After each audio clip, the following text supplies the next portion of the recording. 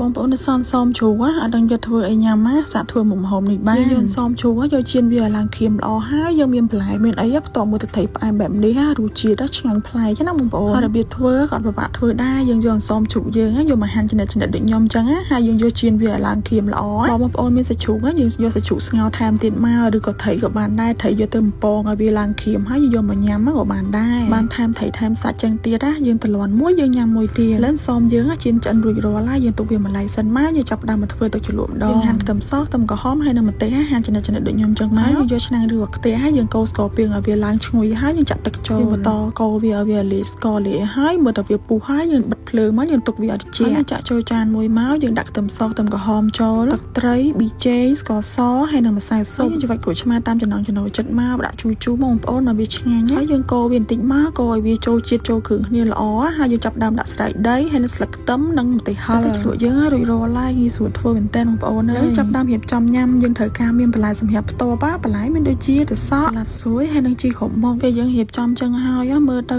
តំណងញ៉ាំបើបានផ្ទាប់មួយសាច់ជ្រូកហើយនិងថៃទៀតនិយាយពីថាអើយ